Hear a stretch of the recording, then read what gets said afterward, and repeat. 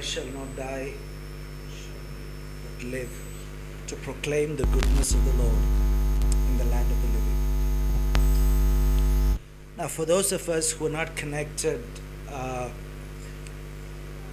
with the happenings of the land, you really don't understand what it means to get hold of the mountain of God in 1967, to proclaim liberty back and to ask the Lord to come back. If you don't know your Jewish roots, you don't know what is happening in the world, you don't know how Israel is connected, you're missing out a lot. And there is a story, a true story, which is not many know, that the first time they conquered Jerusalem back, the first time they got onto the mountain, Temple Mount, and they didn't even have a flag in their hand at that time. There was this messianic lady. When I say messianic, she was a Jew who knew Yeshua as her Lord and Savior in Jerusalem. And she had this beautiful garden that still exists till today, where the Arabs and the Jews would come, and she would pray for the mountain to come back to them. On that very day, they didn't have a flag. She took out her white bed sheet, they painted blue up and down, they drew the Star of David, and that was the very first flag that was put up on the Temple Mount as reclaiming the land for the Lord. After 4,000 years, they have returned. And according to the Bible, if you know prophecy, this is a sign of what the Lord is doing in these last days. These are very important things. And as a believer in the Messiah, I believe you should know what is happening. Okay, today we're going to look at the Bible, and we're going to start looking from Genesis chapter 1 onwards. This is a beautiful book for those of you who don't know anything about. It's available in our store. It's called Torah. The author is a very dear friend of mine.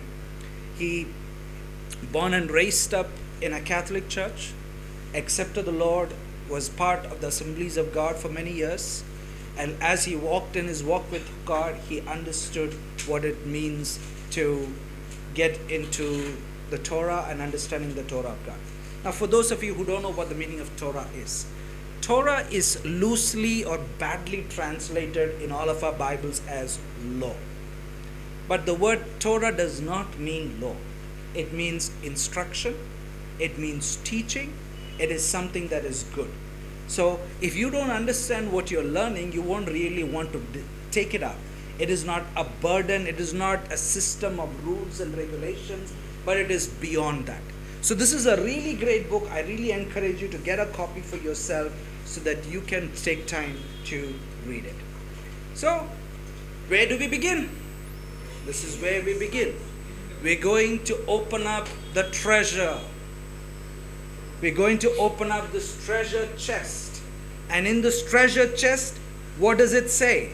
God's Torah is the hidden treasure of light and life. And that's what we are really going to look at today. It's like we roll back the scrolls, and the scroll is opening up. And Genesis 1:1 says, in the beginning, God created the heavens and the earth. Let's turn to Genesis 1:1. In all of our Bibles, it is in the beginning, God. The better word for God over there is the Hebrew word Elohim. What does Elohim mean? Elohim means a king. Elohim means a ruler. Elohim means a judge. This is the very first word of the Hebrew Bible. It is the word called Bereshit. The word Bereshit, we'll look into that very soon. All throughout in Genesis 1, you only hear the name Elohim. In our Bibles, it is translated as God, but Elohim means a judge. He is the ruler. He is the king. But when you start in Genesis chapter 2, all of a sudden, there is one more name of God which is introduced, and that is called Yahweh or Adonai Elohim. It is in our English Bibles, it is written with the capital Lord. In Hebrew, it is Yod He Vav He, known as Adonai. But what does the word Lord or Yod He Vav He mean? It means merciful, it means gracious, it means compassionate. Meaning, when in Genesis chapter 2 we begin to see the creation of man, and until man is created, there is no need for the grace and mercy of God. But the minute man is created, here God knows that man cannot live by his justice system alone, but he needs the favor of God. Now you see, if you know a little bit of the Hebrew alphabets, those are the Hebrew alphabets: Aleph, Bet, Gimel, Dalet. Now the first letter is Aleph, but the Bible does not begin with the letter Aleph. It begins with the letter Bet, the second letter. And so what is the question? What do we know? Bet is the second letter of the Hebrew alphabet, which also represents the sun, where you get the word bar, and Bet can also represent a house. So Bet also is in this translation, the word Bet is translated in our Bibles as in, and the next couple of words, Reshit, is translated as beginning. But Bet can also be translated as by or for the Reshit. What is Reshit? Reshit is one of the names of the Messiah. Reshit means first fruits, but Reshit also is one of the names of the Messiah. So Genesis 1:1, the first word of Genesis 1:1, Reshit, can be translated that God created the heavens and the earth, or by Reshit, God created the heavens and the earth. This is Genesis 1:1 in the Hebrew. See what it says. It is the Hebrew word Bereshit, bara, Elohim. The fourth letter is not translated in any of our Bibles. Hashamayim, Hayat, Vayat, and Haaretz. So you begin to see, in the beginning, created God. Fourth letter is not translated. The heavens and the earth. Now this is really amazing. Now, even though we look at the book of Genesis, we need to understand the book of Genesis is, when we study the Bible or when we look into studying the Torah, we need to understand that the Torah is not a history book. Even though it informs us much of the history of the Bible, if we look at the Bible or the first 5 books of the Bible as history, we really miss the point of why all this is actually written. The Torah actually does not care about history at all from man's perspective. The Bible preserves history, but history is not its concern. So what is the concern? Why are we learning all this? What is the need for us to actually look into all this? The Bible is concerned about man's character, and the Bible is concerned about man's mission in this world. The question is, why was man created, and what is the focus of man? What was the reason God created man? And I believe that is the focus of the whole Torah. Are you with me? So when we look at the Bible, or when we begin to learn from the scriptures, it's very important for us not to just look at this as a history book. By the way, I can teach Genesis 1:1 for a whole 5 hours, okay? So I know you won't have time to sit here to do all that. So all we're going to do is try and give you an overview as much as possible to help you see much more. That's why year after year we get back to look into some of these things. So in Genesis 1:1, if you see the fourth word is the Aleph Tav. What is the Aleph Tav? Aleph Tav is like, in the English, it is the A to the Z. What is A to the Z? It is basically talking about the all of the English alphabets. So when the Bible talks about Aleph, Tav, Aleph is the first letter of the Hebrew alphabet, Tav is the last letter of the Hebrew alphabet. So here it is saying in Genesis 1:1, who is the first and the last? Who is the beginning and the end? Who is the Alpha and the Omega? Who is the Aleph and the Tav? It is none other than the Messiah.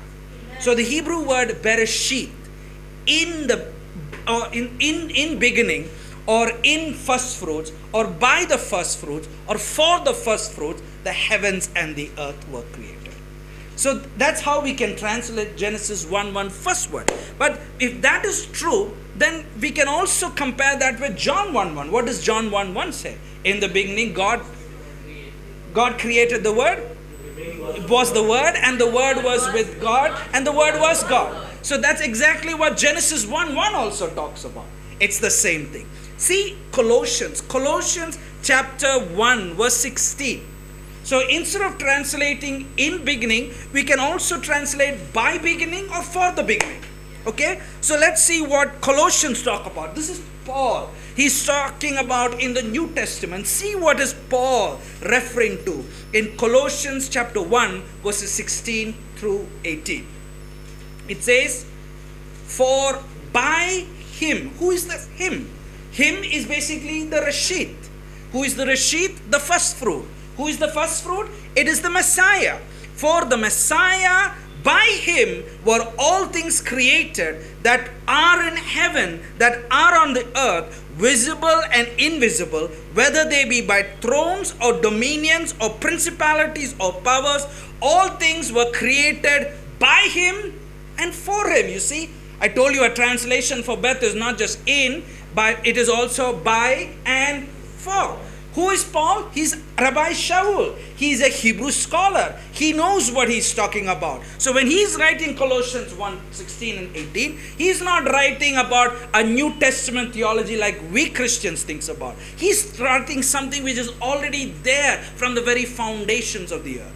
Okay, now we need to see then what he says. He is before all things, by him all things consist, and he is the head of the body of the church, who is the beginning. What is the Hebrew word for beginning? Reshit, the firstborn from the dead, and that in all things he might have preeminence. So in other words, this is what Genesis is talking about. This is what Leviticus is talking about, being the first fruit. So all these things, what do we understand? The first fruit is the Messiah himself. Psalms 33 verse 6. See what it says.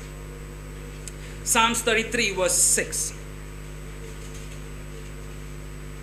Psalms 33 verse 6 says, by the word of the Lord the heavens were made, and by the breath of his mouth. So how were the heavens made? By the word. God just spoke it, and by his breath. What is his breath? The breath is like the Holy Spirit or the Ruach HaKodesh. He just spoke it into being and it came into being. John 1:1, we already know about it. It says, in the beginning was the word. The word in the beginning can be translated in Hebrew as Bereshit.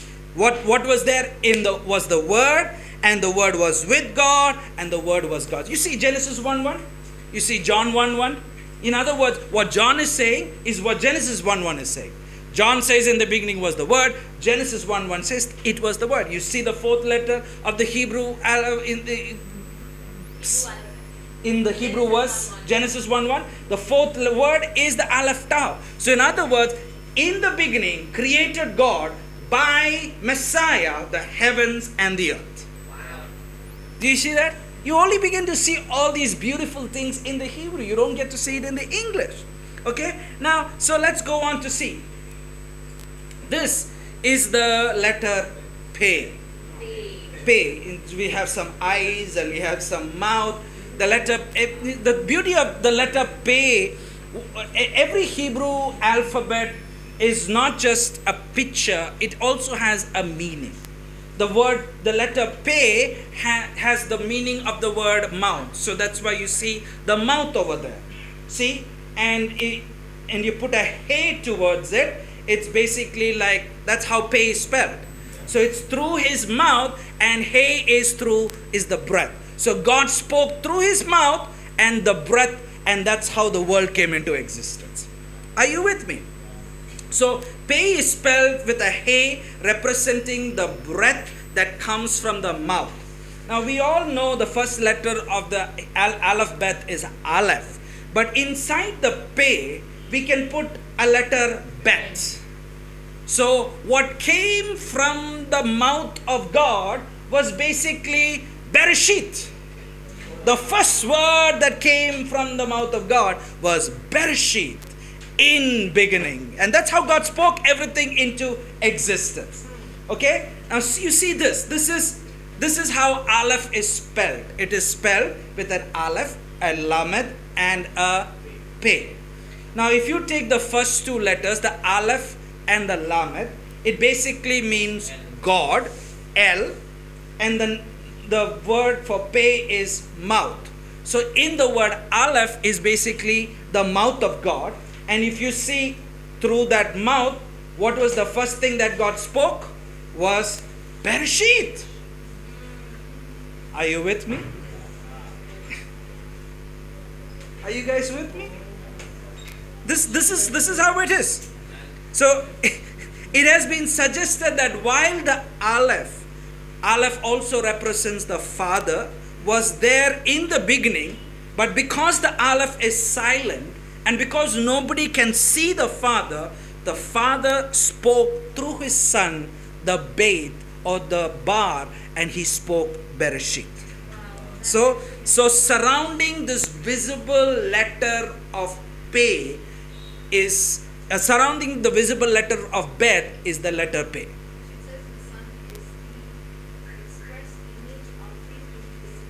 Yes. The Son is the express image of the invisible God. Yes. So in other words, when we look at the Bible, it's very important, especially when we look at the Bible from a Jewish perspective, from a Hebraic perspective, we need to make sure that we should not keep our Christian doctrines. I'm not saying that our Christian doctrines are bad or wrong. It doesn't help us to understand what it means. Even though God is here creating the heavens and the earth, inside this creation are many other creations. It's like when a child is conceived.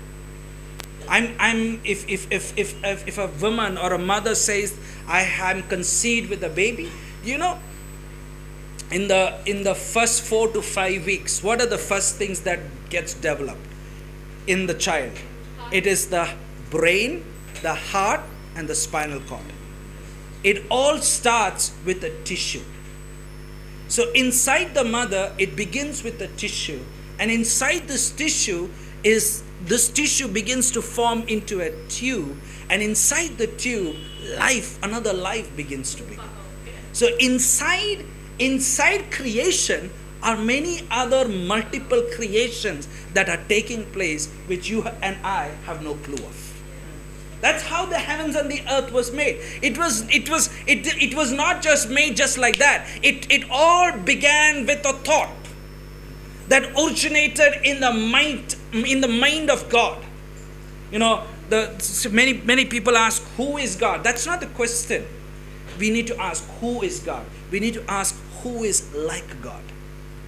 Who is like God? Nobody. And it's very important that when we read the Bible, we don't read in between the lines. Don't go beyond what is already written or learned, because it doesn't help us in our growth. The sages say, when learning the Bible, when learning the Torah, only learn what is being revealed. Don't get into areas which has nothing to do with you. Stay away from it. So don't mess up your minds with evolution. It has nothing to do with God. Mess up your minds with creation, of how God created the heavens and the earth. Amen.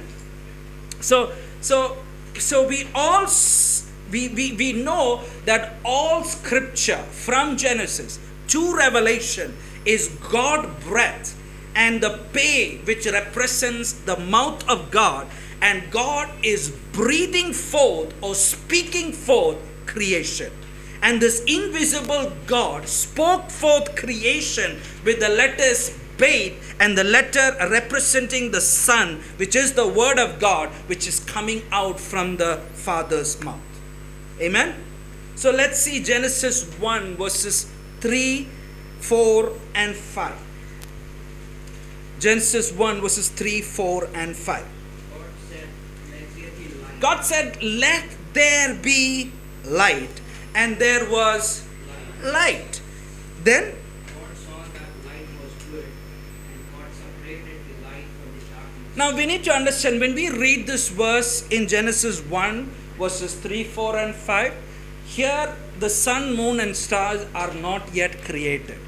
So the question is, what is this light which the Bible is talking about? It is not the light of the sun, it is some other light. Then let's see.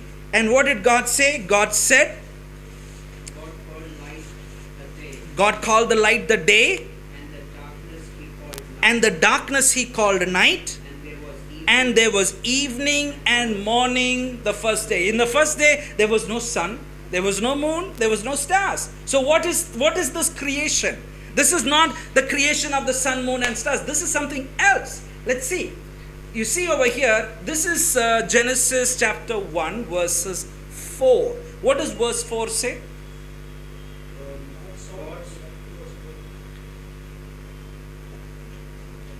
Genesis 1 4. God saw that the light was good. So this is what Genesis it is. You see over here, it is Elohim, Aleph Tav, Haor, Kitov. You see the word which is circled over there? It is the Aleph Tav. I told you what the Aleph Tav is. The Aleph Tav basically represents the Rashid. The Aleph Tav represents the Messiah. And the next word is Haor, basically means the light. The He is the light. So in other words, what is the light? It is the Aleph Tav light that is shining forth in Genesis chapter 1 verse 4. Are you with me, guys? Or everybody is lost? I'm talking, let me get my tool, if I can get my tool. Where are you guys? Laser. You guys see this? This first two letters, this word is in the Hebrew called the Elohim, Aleph Tav, Haor, and this is the word Ki, and the next word is Tov, that is good. This Aleph Tav, which is the same Aleph Tav which we saw in Genesis 1:1, it is the same thing. So it basically talking about the Messiah, it is talking about the Rashid, it is talking about Yeshua, and the word He is basically the, and Or is basically light. So who is the light in the beginning? Yeshua, the Messiah, is the light. You see what John chapter 1 verse 1 is saying? John chapter 1, in the beginning was the Word. So in other words, we begin to see John is saying exactly what Genesis is saying. These are not different things. So that's what the Bible is all about. In the beginning was the Word. Now let's turn to 1 Timothy. 1 Timothy chapter 1 verse 8. 1 Timothy chapter 1 verse 8.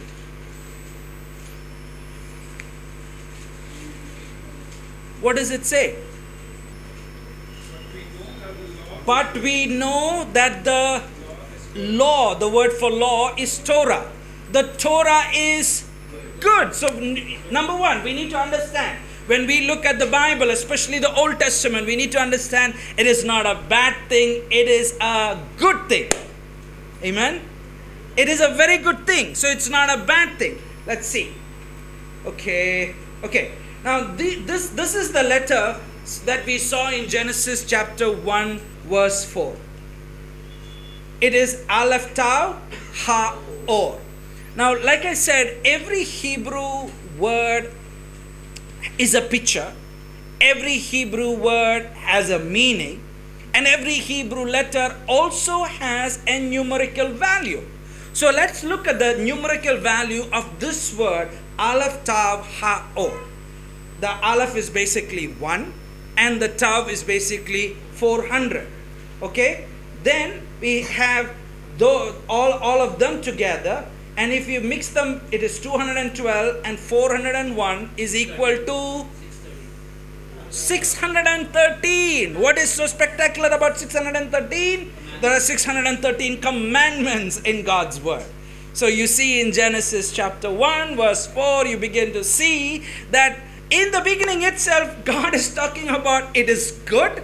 And the Aleph Tav Haor, which is the light. That means God's word is the light. And Timothy says that the law is good. The Torah is good. It is not a bad thing.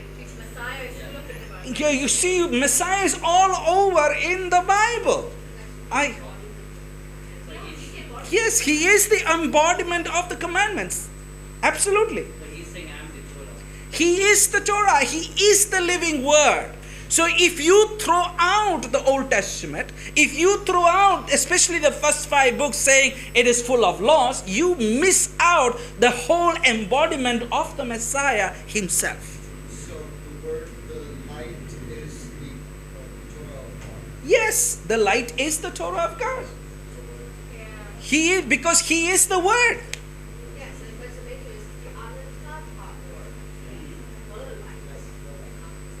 It is not just any light. He is the light. So before he could go on to create the world, he was putting in an order that world is to go in. Absolutely. Absolutely. See, now, one thing we really need to understand. The sages say that there are 7 things which existed prior to creation. That means even before the heavens and the earth were created, there were 7 things that already existed. What is the first thing? The first thing is the Torah. It basically, what is the Torah? Torah is a reference to Hashem or God himself. Second thing that existed before creation was Shuvah or repentance. Repentance was already there even before the heavens and the earth were created. So many people think it's a New Testament thing. Friends, it's not a New Testament thing. It's always there. Okay? Many people think that baptism is a New Testament thing. It's not a New Testament thing. It's an Old Testament thing. Every Jew, if he wanted to approach God, he had to do a mikvah. So it is not a new thing. It's something that is there. Okay? Number 3 that existed even before the creations of the heavens and the earth is the Garden of Eden. Okay? In Hebrew it is called Gad Eden. Okay? Then the 4th thing that existed is Gehenna or hell. The 5th thing that exists is the throne of God. The 6th thing is the temple, and the 7th is the name of the Messiah. 7 things that is already there from the foundations of the earth. That's why the Bible in the book of Revelation talks about it is the Lamb who is already slain from the foundations of the earth. It is not a new thing. It is not a New Testament theology. It is something that is already existing from the very beginning. Are you with me, guys? Okay, so let's go on.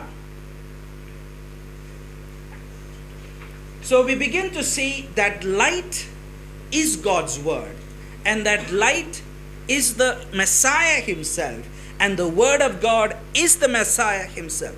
Now let's see what does the book of Proverbs say. Proverbs, you know who wrote the book of Proverbs?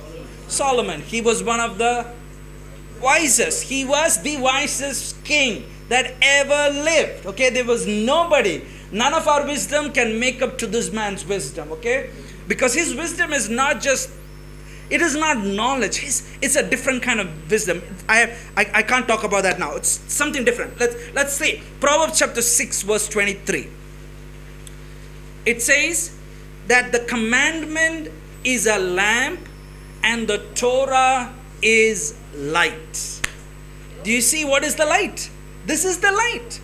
So in Genesis we saw the Aleph Tau was the light. Then John talks about he is the word of God. And Proverbs say that the Torah himself is the light. In other words, Yeshua himself is the light. And then what does it happen? The Torah is the light, and reproofs of instruction are the way of life.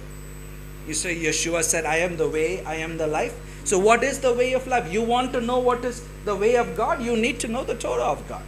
Now, it is not a burden thing. Why is it a burden? You know, when it becomes a burden when you think this is Old Testament. First of all, you need to erase that ideology from your Bibles and from your mind as old. It is not old. It is still applicable for you and I. The right word for that is, in the Hebrew, it's called the Tanakh. It consists of the Torah, it consists of the prophets, and it consists of the writings. These are the things that Yeshua himself mentioned in the Bible. Okay, now let's see Isaiah chapter 8 verse 20. Isaiah chapter 8 verse 20.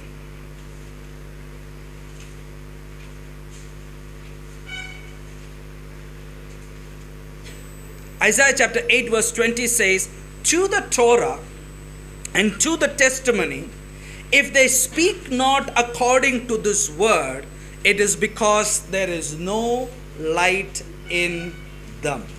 In other words, when you have no light in you, you don't think the Torah is important or the commandment or the testimony of God is important.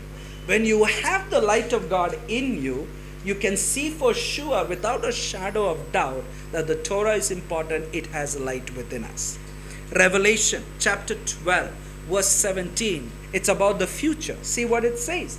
Revelation 12 17. Revelation 12 17 says, the dragon was angry with the woman. Why? And the dragon went to make war with the remnant of her seed. Why? Who is the seed? The seed is them that which keep the commandments of God and have the testimony of Yeshua. So you see, two things are important. It is not just enough to say that I know Yeshua as my Lord and Savior. It is important also to be a believer who keeps the commandments of God. What do I mean by keeping? Keeping basically means that it is not done away, it is not old, it is not applicable. I can still use it. I can still apply some of these commandments, principles of God into my life, in my everyday living. Are you with me?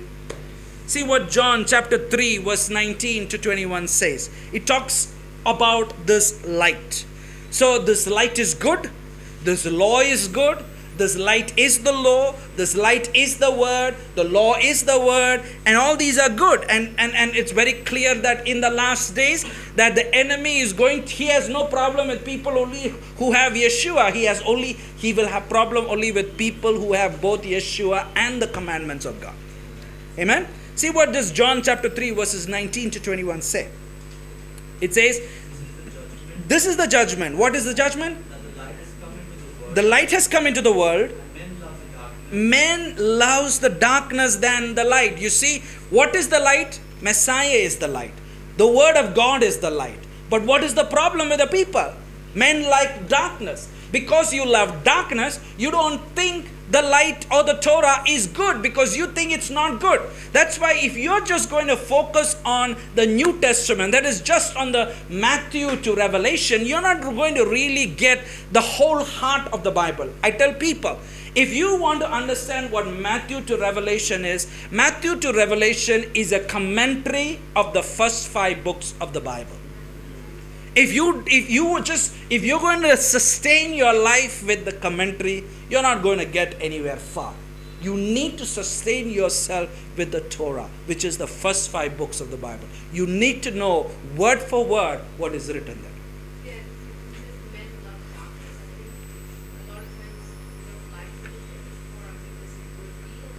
Yes, the Torah reveals things in us.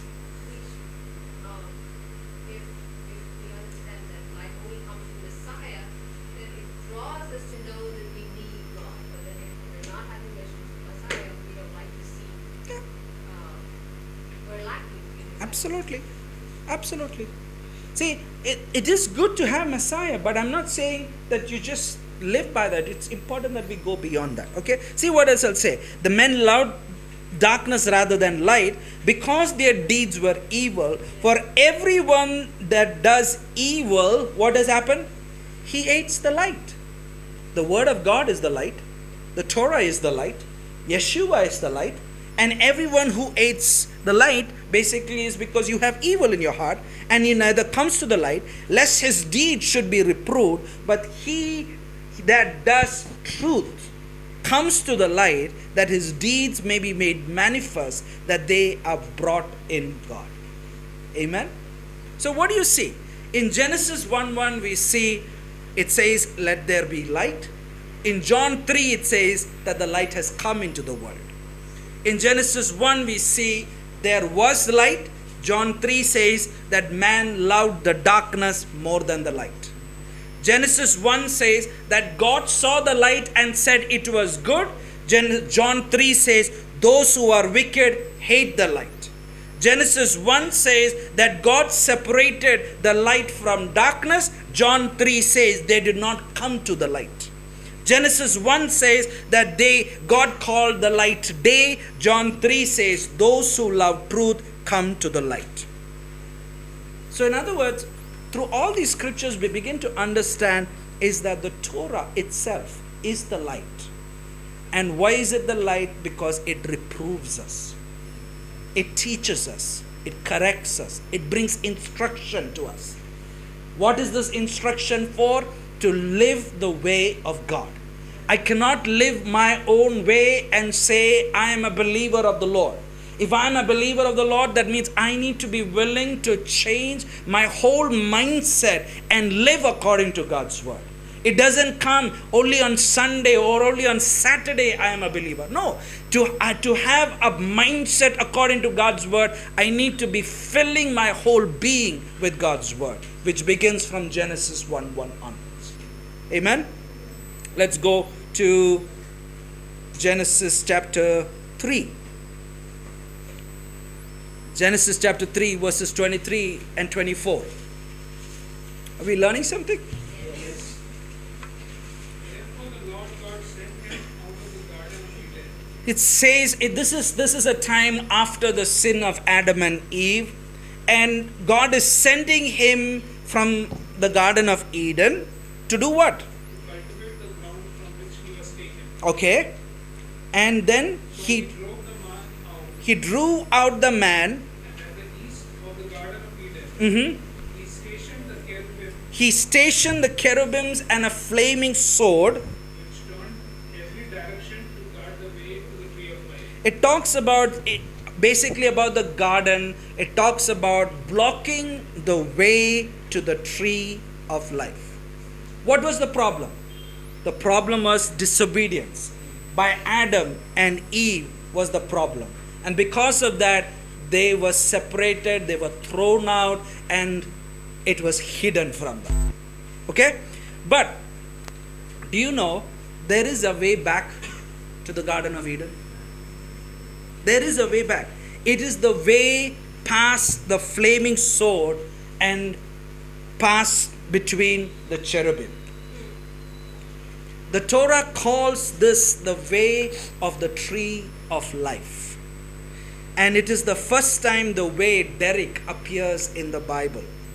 Do you remember the next time in the Bible where there is the two cherubims? Yes, the cherubims were there on the veil that separated the holy place to the Holy of Holies.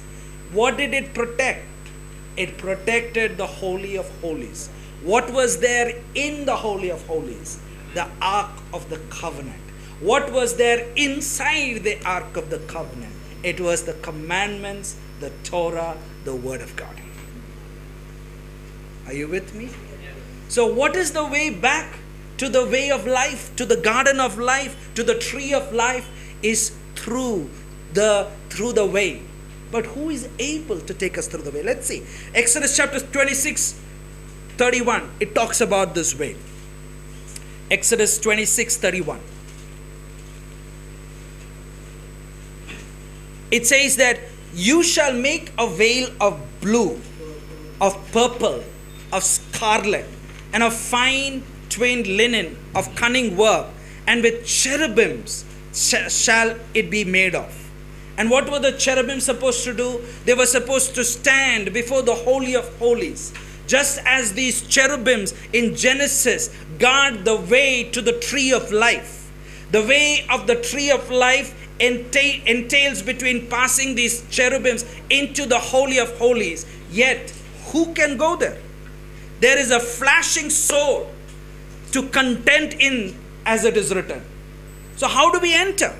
You remember in Leviticus, the Bible says, God telling Aaron, Moses telling Aaron that Aaron once a year could get into the Holy of Holies. Who is Aaron? Aaron is a representative like a high priest. So we need a high priest who can take us through this veil.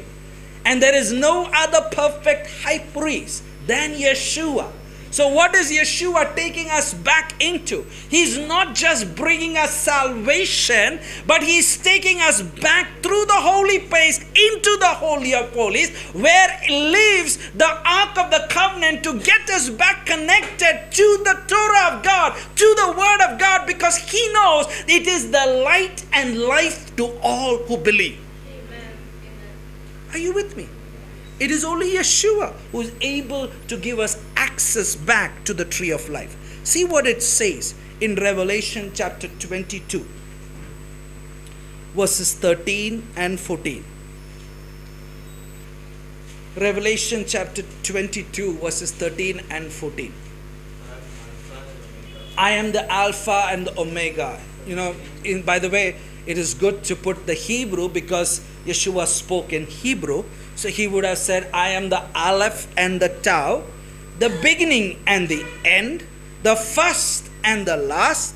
Blessed are they that do His commandments, that they might have a right to the tree of life. You know, you want to get back to the tree of life?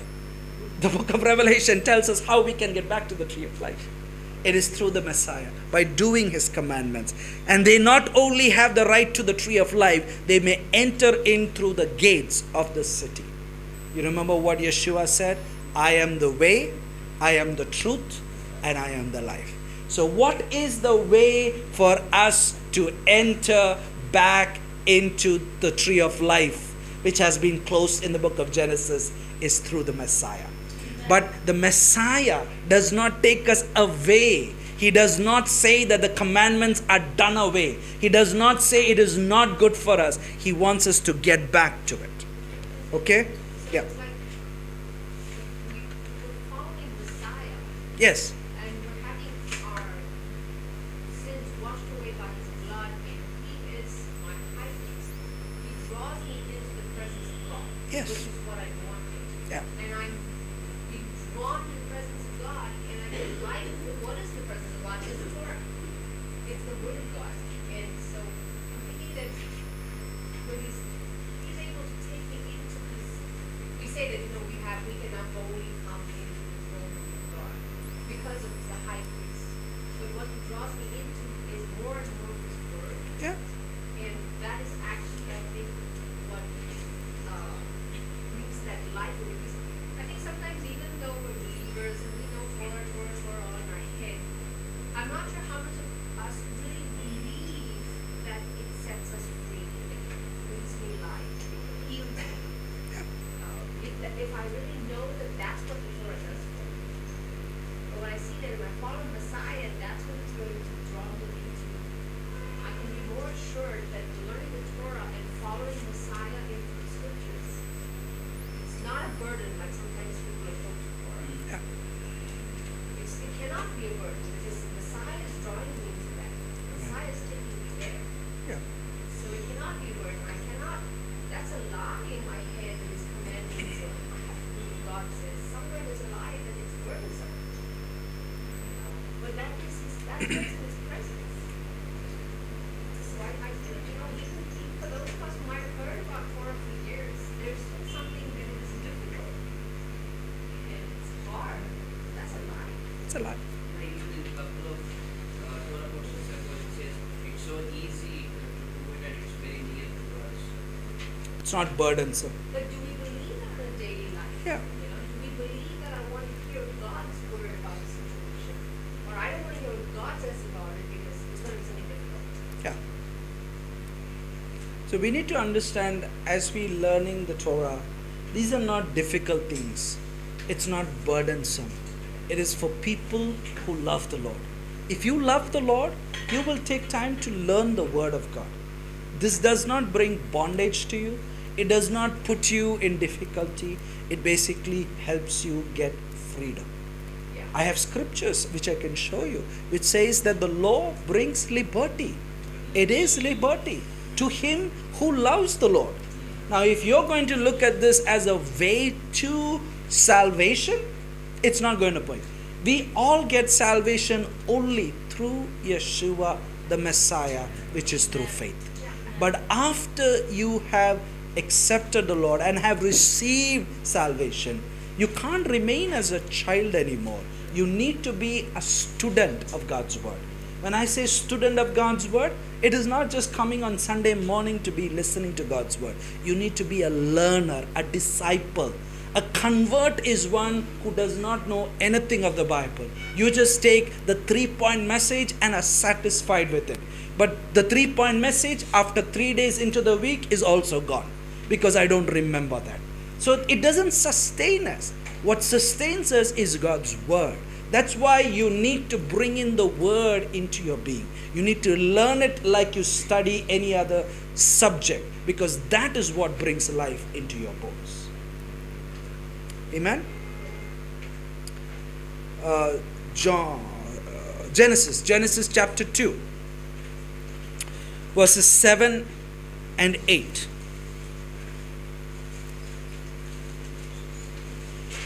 Then the Lord God formed man of dust from the You ground. see, all of a sudden in Genesis 1, we only had God. We only had Elohim.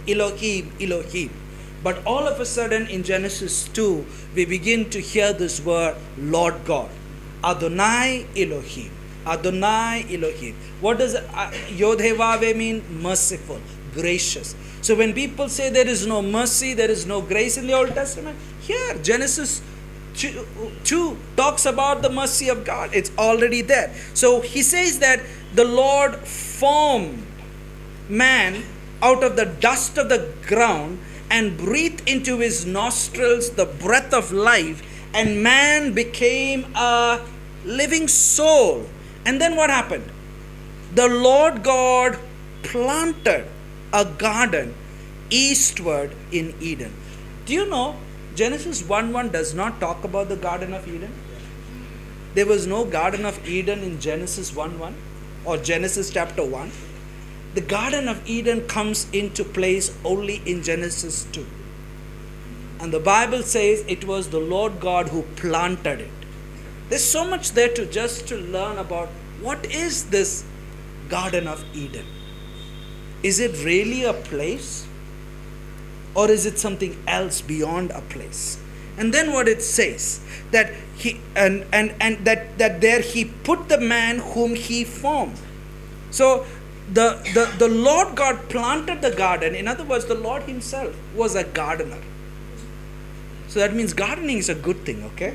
Okay? If you have it in your system to garden, you're just partaking of what it is. You remember after Yeshua's death and resurrection, there was this woman who was crying, and Yeshua goes to her and asks her, why are you crying? And who are you looking for? Because she was thinking that she was talking to whom? A gardener. You see, the Father is a gardener, the Son is the gardener. It's basically the same idea, guys. Are you with me? So it's good. That's why it's important for us to learn how to take care of the world, take care of our surroundings, make sure that the ground makes good fruit, because it's going to benefit us. Okay? And on those terms also, as we look, one of the things we learn is Lashon Hara. What is Lashon Hara? Lashon Hara is basically evil talk. Even if it is not evil, even if you are saying the right thing behind somebody else, it is bad. Okay? How is rain formed? It is like when hot air goes up, gets into the clouds, and then it comes down. You know, when you do evil talk, it goes up, it doesn't reach the throne room of God, it mixes inside the clouds, and the clouds bring back the rain to the ground. And when what it happens, it waters the earth, and it through that the food comes, and then what happens, you take and you eat your own food. Life and death are in the power of the tongue. Those who love it will eat of it. That means if you love death, what you say, you're going to eat it. If you love good, what you say, you're going to eat it. It's going to come back to you. It will not reach the throne room of God. Are you with me? Okay.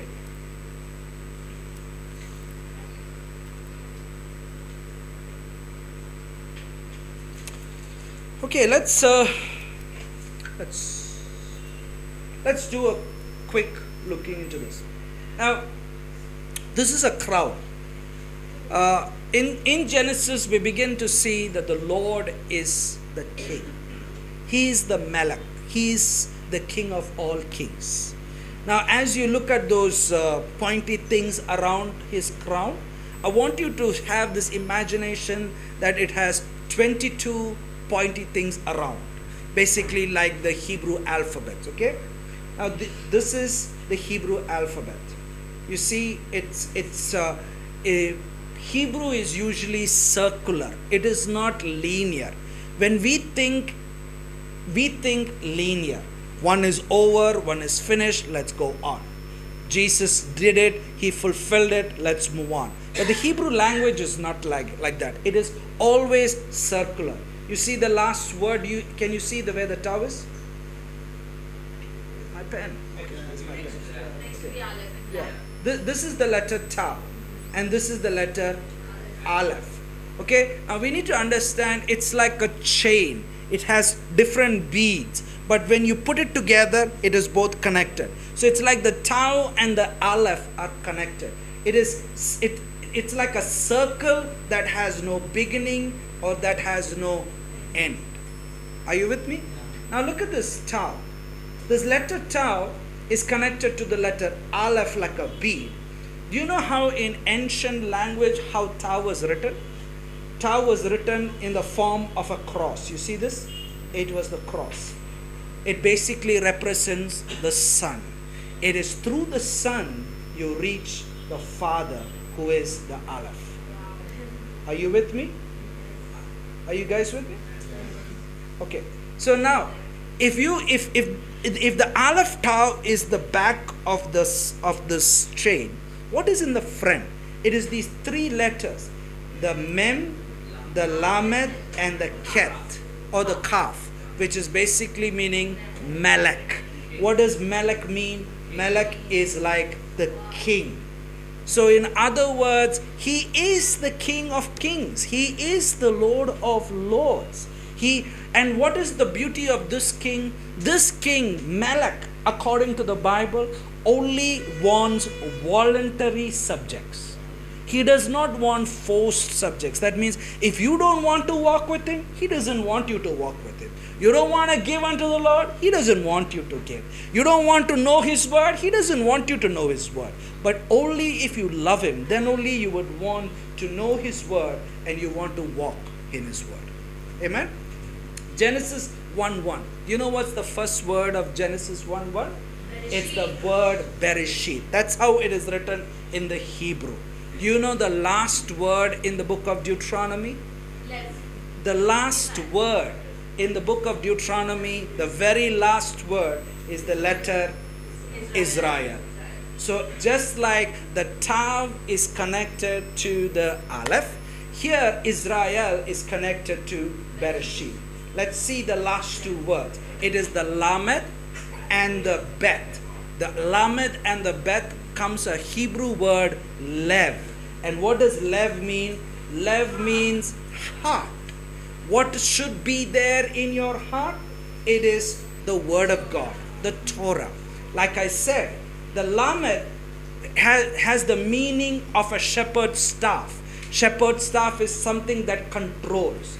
And Beth represents the house. So what controls the house is what is in the heart.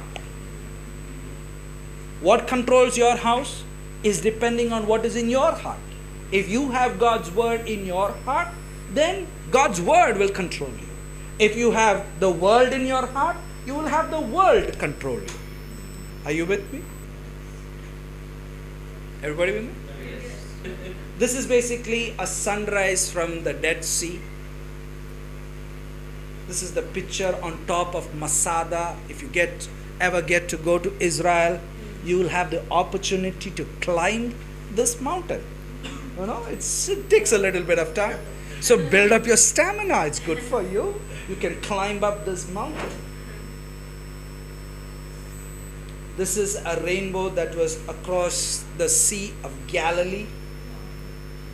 And this is a double rainbow if you begin to see it around the Sea of Galilee. This is some real birds in the land of Israel. Another bird in the land of Israel.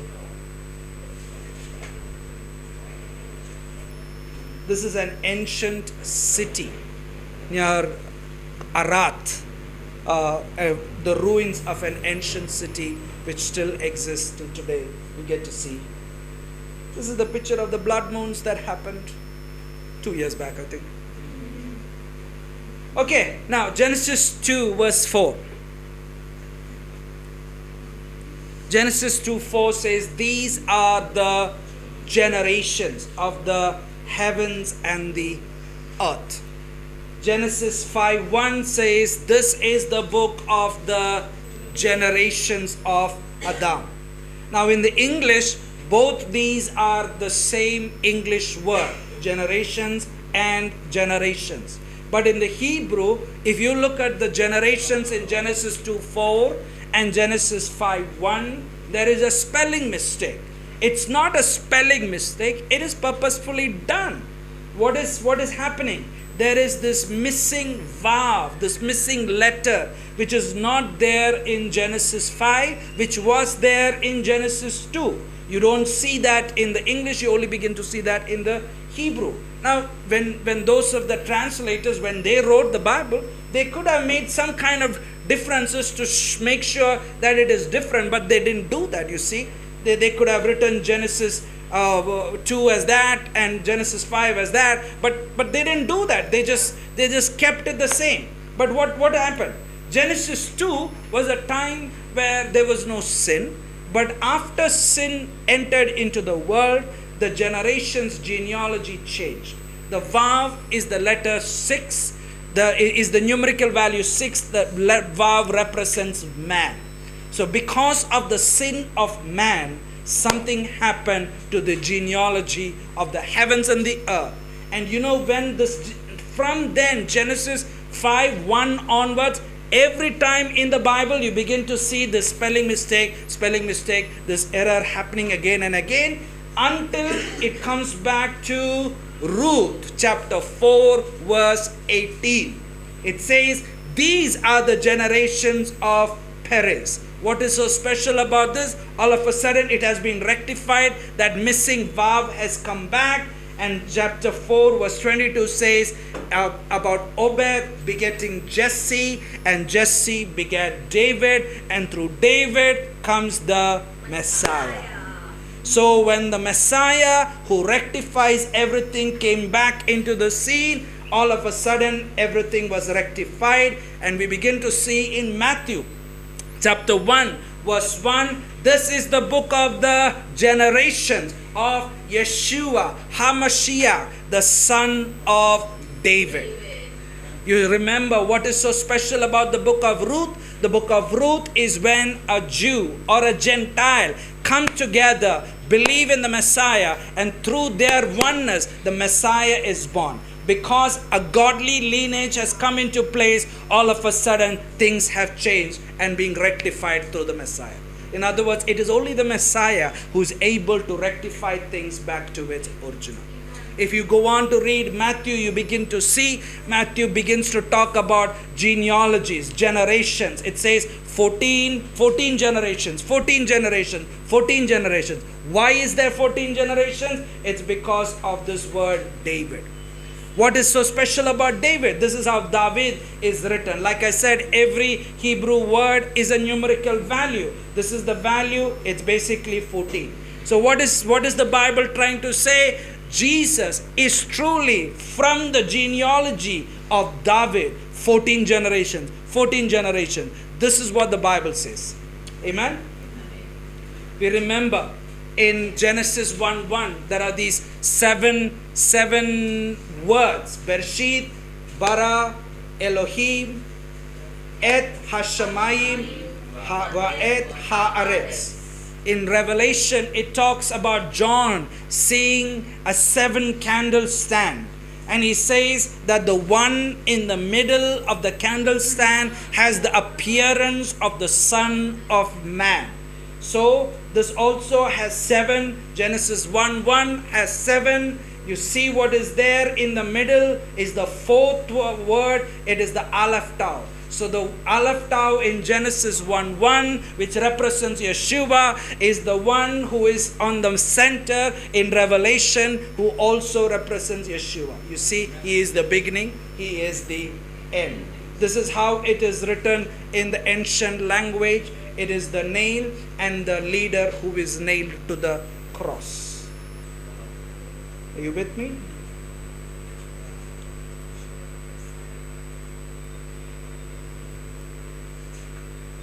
Genesis 1:1, it also talks about the creation of man. Genesis talks about the creation of man.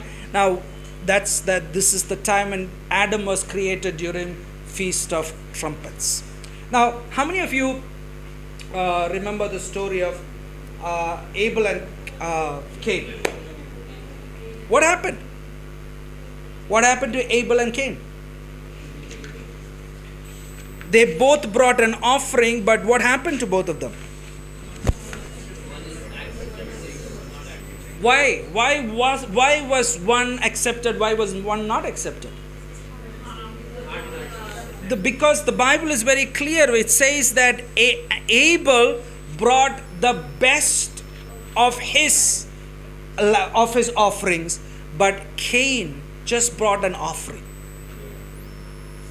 So the issue is, when you bring an offering, do you bring the best?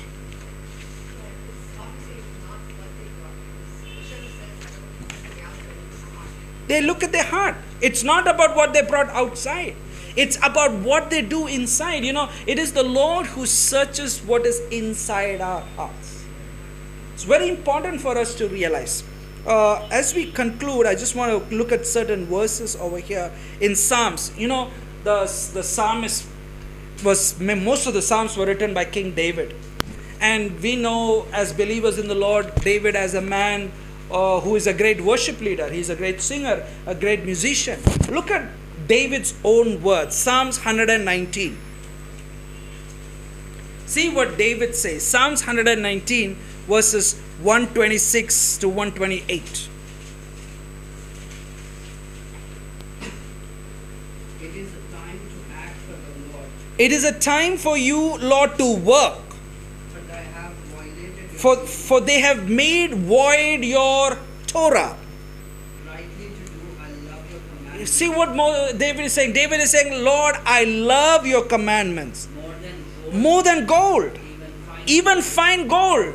truly by all And truly by all, your respect. I esteem your precepts. In other words, he's saying, I love your Torah, I love your commandments, I love your instructions more than anything else. If you ever got to read Psalms 119, in Psalms 119 you have the different Hebrew letters, all the 22 letters. Aleph has 8 verses, Bet, and go on. Let's go on to see the place where Pei is. We talked about the mouth. Bereshit is about God speaking the heavens and the earth into creation. So Psalms 119 verse 129 to 131. See what it says. Your testimonies are wonderful. Therefore does my soul keep them. And then what he says? The entrance of your words does what? Gives light. The Aleph Tau was the light. The word of God is the light. And here David is saying, your word is light. It gives understanding unto the simple. I opened my mouth and I panted and I longed for your commandments. Amen. So David was somebody who longed for the commandments of God. He was not just somebody who just spoke God's word. He loved God's word and he wanted to do what God's word told him to do all throughout creation. Amen. Now, as we close, I just want to see one more scripture. That is in Genesis chapter 4.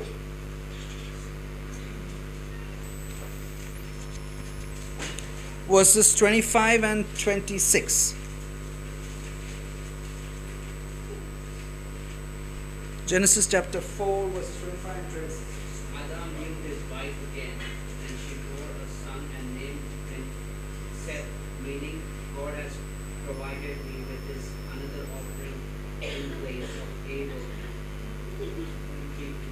Yeah, go ahead. For Cain had killed him, and to Seth it in turn a son was born, and he named him Enoch. It was that man who did You see, if the word Seth, the meaning of Seth is basically appointed to. So when they called their son Seth, they didn't call him Seth. They called him appointed to. Okay? And because he came instead of Abel. And then Cain's slave. And then it says, Seth, to him also was born a son, and his name was called Enosh. And what does Enosh mean? Feeble, frail, or mortality. And then it says, then began, what does it say in your Bible, Nancy? Then men began to call upon the name of the Lord. In English, it sounds really great. But in the Hebrew, that's not what it says. What does it say? First of all, it uses the word Lord. It is the word Adonai Yod-Heh-Vav-Heh. It is the merciful, gracious Lord. It's saying in English that men began to call upon the merciful God. But in the Hebrew, that's not what it says. In the Hebrew, it says that men began to curse the name of Adonai. That's what the Hebrew says. Men became so evil that they began to curse Adonai himself. How do you know, Pastor? Learn Hebrew. I can't anywhere else prove it. That's what the Hebrew says. In the English, it sounds a great thing. Because what scripture is this? This is Genesis 4. And in Genesis 6, it's the introduction of Noah. By then, the world is becoming evil. Now, that's why it's very important for us to look. Let's turn to Genesis 5. We talked about the genealogies. Are you with me? Genesis 5, we talked about the generations, that difference is there in that Hebrew word toledot. But in Genesis 5, if you begin to see, it all talks about the generations or the genealogies of Adam. And everything there is a name. There are 10 generations that are recorded here. Okay, I'm going to quickly go through all the generations. Okay, Genesis chapter 5, verse 3. It first begins by Adam. Adam means what? Mankind. Genesis verse number 6 talks about Seth. Seth means is appointed to. Verse number 9, it talks about Enosh. Enosh is feeble, frail, mortality. Verse number 12 is Canaan, means a fixed dwelling place. Verse number 15, Mahalalel, is God who is praised. Verse 18 is Jared, comes down or to descend. Verse 21, Enoch means to instruct or to train up. Verse 25, Methuselah means a man sent forth. Verse 28, Lamech means to be beaten or smitten or tortured. And verse number 32 is Noah, meaning peace, rest, a quiet place. Did you get that? Do you know, from these 10 generations, we can share the gospel if you look at the meanings of it. Mankind is appointed to feeble, frail mortality, a fixed dwelling place. God, who is praised, comes down and descends to instruct, train up a man sent forth who is to be beaten, smitten and tortured, and bringing rest and a quiet peace to the whole of mankind. Genesis 5, generations. You see the whole gospel just there, looking at the meanings of the 10 generation names. It talks about what God is going to do in the future. So I pray that when we do something, let us do with all of our hearts. When we give, let us give with all of our hearts. When we desire God, let us desire God with all of our hearts. Let us be like Abel, who gave the very best, and not like Cain, who was always worrying about what it means. You know, when God created Adam, the Bible says that God created man with a rational thought or a rational being. You and I are able to think properly. You know, you see over there in Genesis chapter 1. No, it's Genesis chapter 2. Genesis chapter 2 verse 7. What does it say?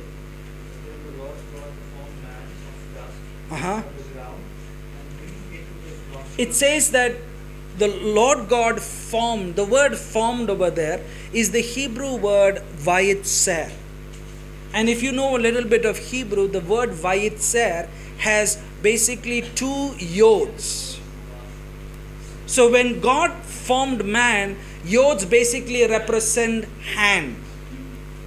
When God formed man, he formed him with 2 hands.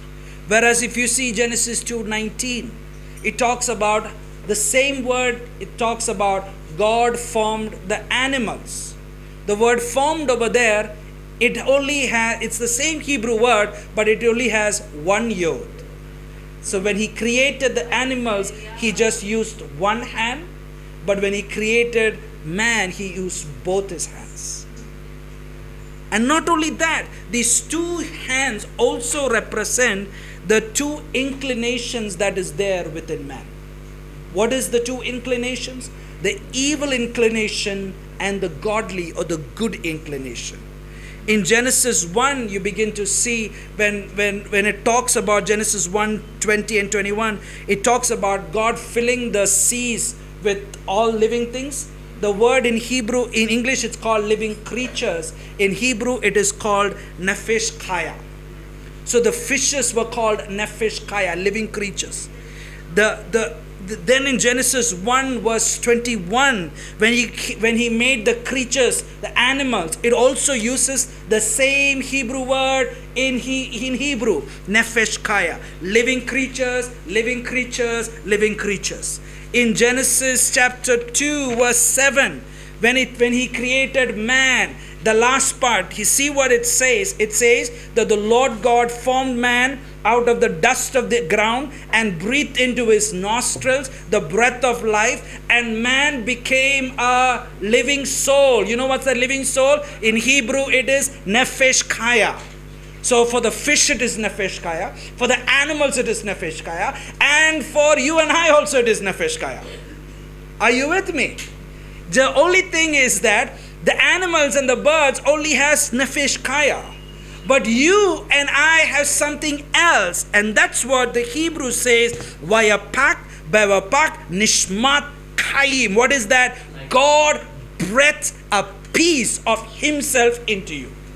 So what makes you different is not the nefesh kaya. What makes you different is the neshmat kayim, the life or the peace of God within you.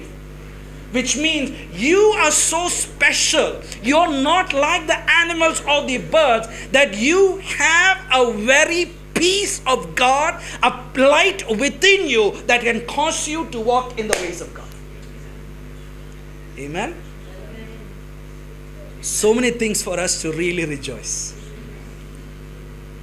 We have an animalistic nature, but we don't have to behave like the animals. For us not to behave like the animals, we have to know the light of God, so that the good inclination, the godly inclination will grow within us. Amen?